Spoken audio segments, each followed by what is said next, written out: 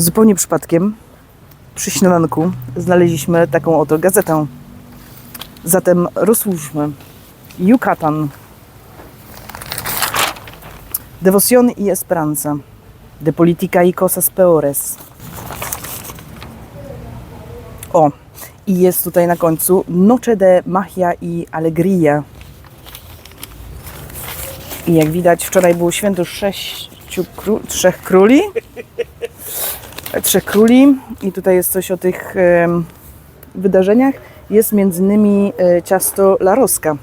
Mieliśmy okazję jeść ciasto La Rosca wczoraj 2 razy, poczęstowani w 2 różnych miejscach.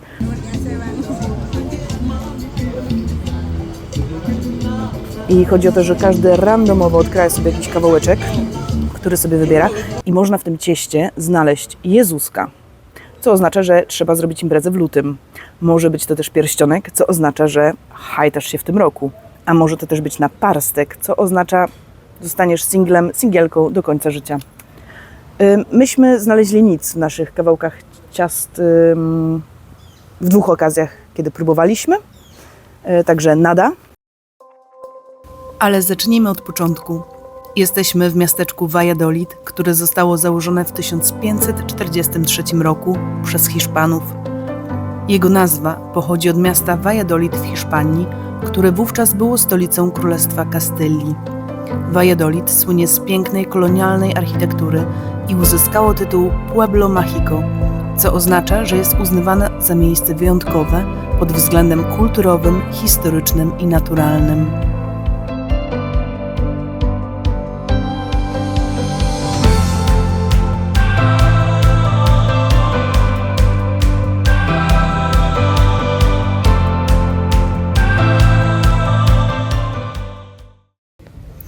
To jest nasz guest house, w którym się zatrzymaliśmy na kilka nocy.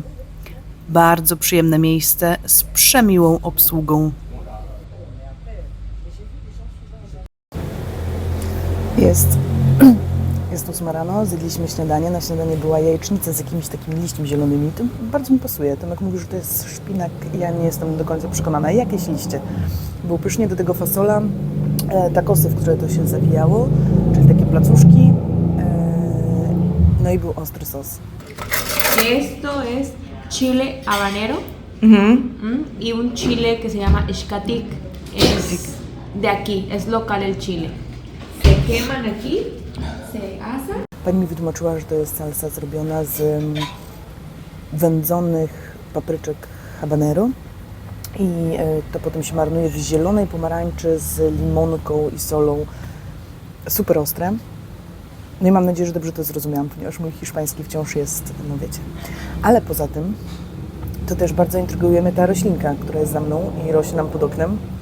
I tu na ratunek przyszła Ola, synowiec Mexico Magico Block i powiedziała, że to jest hikara, z której robi się różne miseczki, pojemniczki na wodę i poleciła też apkę nam PlantNet, którą właśnie ściągnęłam, także w końcu będę rozumiała, co dookoła mnie rośnie i do czego służy.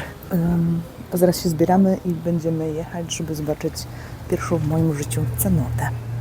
Nawet jechać, bo ona w sumie jest 10 minut na piechotę stąd ponoć.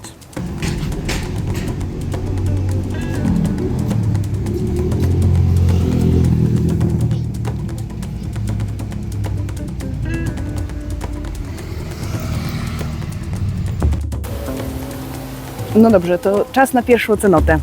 150 pesos, dzielone na 5, czyli 30 zł od osoby. Jesteśmy gotowi. Sí. Po drodze mijamy pieska Liska. Byliśmy właśnie się przebrać w kostiumy, a cenota wygląda z góry tak.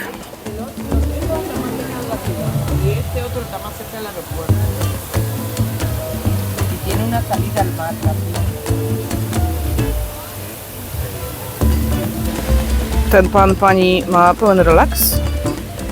My zaraz relaks również uczynimy, ale nie na skałach, a tu.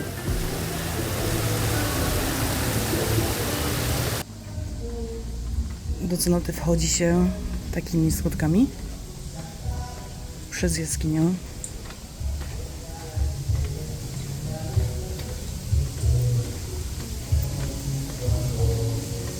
Valladolid zostało zbudowane na starożytnych terenach Majów, co oznacza, że pod jego powierzchnią znajduje się sieć cenot oraz podziemnych rzek. I tak właśnie w centrum miasta znajduje się ta cenota Zaci, czyli naturalny basen krasowy, który jest dostępny dla mieszkańców i turystów. Troszkę popływaliśmy, kapoki są obowiązkowe i nie jest to głupia sprawa, bo jednak fajnie jest w tej wodzie sobie tak pounosić się. Pływają rybki, różne takie sumowate, trochę jakby sumy albo glonojady też były, i jakieś inne mniejsze takie rybki i większe ryby, ale nie podskubywały, po prostu sobie pływały, my sobie pływaliśmy. Bardzo fajna sprawa. Woda zimna, orzeźwiająca, a po cenotach chodziliśmy na gorącą czekoladę.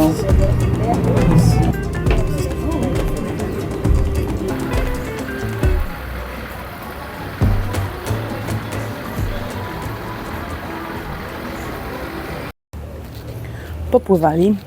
Tomek to nawet poskakał, ale tak nie było za ciepło, bo poszliśmy o 11, a woda jest zimna, to jest takie, wiecie, morsowanie po meksykańsku.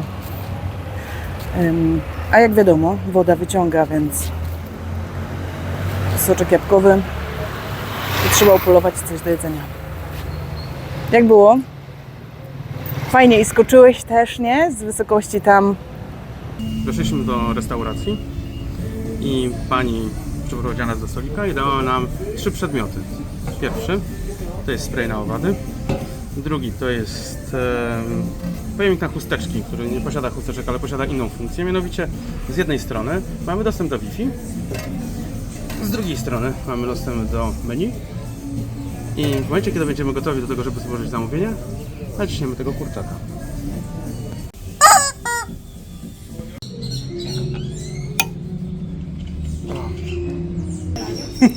Zamysł jest ogólnie taki, że jeżeli któryś z naszych kółeczek wskakuje, to przybliżam sobie szota tequili z hibiskusem do mnie. Taka gierka. Albo Tomek, jeżeli Tomek zahaczy kółeczko o haczyk, to przybliża się do niego. No i taka gierka. Architektura Valladolid w Meksyku jest wyjątkowym połączeniem stylów kolonialnych, tradycji Majów oraz wpływów hiszpańskich. Wiele domów w Valladolid posiada wewnętrzne dziedzińce, patio, które są sercem domu. Są one często ozdobione roślinami, fontannami i kolorowymi kafelkami. Spacerując po mieście, można podziwiać urokliwe budynki w pastelowych kolorach oraz zabytki, takie jak kościół świętego Gerwazego, Iglesia de San Servasio.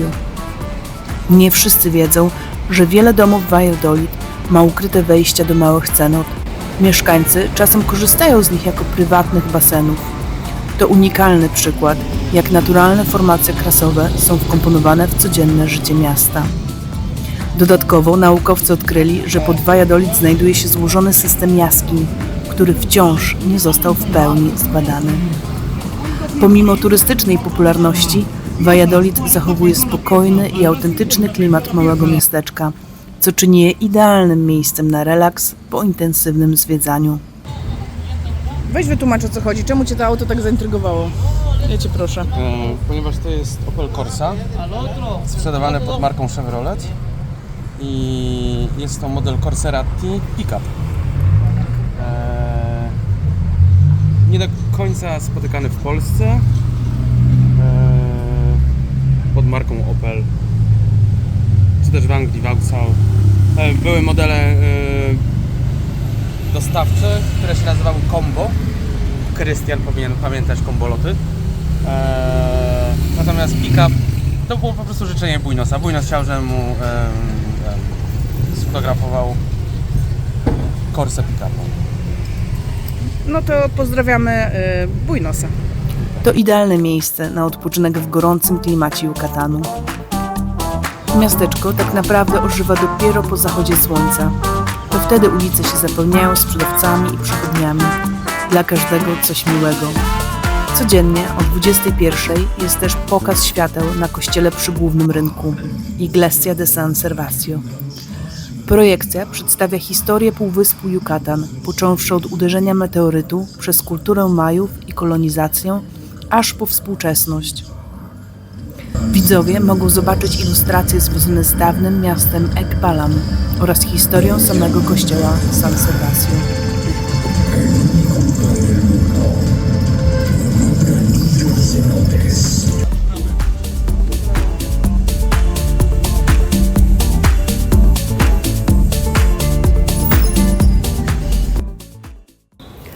Bardzo stresująca sytuacja. Siedzę w ogrodzie w guest house i pomyślałam, że jak już bawię się w te YouTube, to o co ludzie często pytają, to są ceny różnych produktów. Więc jutro idziemy zwiedzić cenoty i będziemy zwiedzać 4, co oznacza, że zajmie nam to sporą część dnia, więc żeby zaoszczędzić trochę zaoszczędzić po prostu, pomyśleliśmy, że zrobimy zakupy w takim sklepie. Ja bym to porównała chyba do Biedronki, że tak, już jest tak cenowo całkiem nieźle. Kupiliśmy szynkę, Tomek chciał bardzo do kanapek. Kupiliśmy serek żółty, majonez. Kupiliśmy jeszcze folię aluminiową, ciasteczka Doradas i 2 takie napoje elektrolity o smaku pomarańcza z mandarynką. Trzeba się nawadniać. One są całkiem spoko. Smakują spoko. Kupiliśmy też chleb niestety tostowy, bo nie ma za bardzo czego innego. I wczoraj jak wracaliśmy wieczorem o północy, to przyplątał się do nas piesek. Bardzo milutki piesek. I ja myślę, że trzeba takie pieski, które są uliczne i nieagresywne, nagradzać. Ten był bardzo głodny i bardzo przyjazny. Niestety nic nie mieliśmy. Więc na takie okazje nie mogłam się powstrzymać. 3 saszetki z jedzonkiem dla psa. Aha, i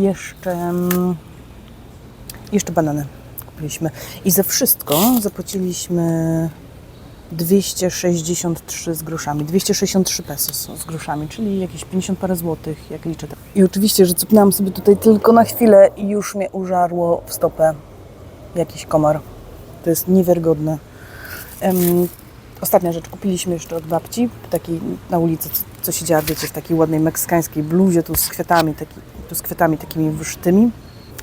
I się dogadałam z nią i sprzedała nam torbę mandarynek za 20 pesos, 20 pesos i torbę mango za 50 pesos, czyli łącznie 70 pesos za i mango i pomarańcze. Dziękuję. To był bardzo stresujący kącik zakupowy. Nie wiem, czy to jeszcze powtórzę kiedykolwiek.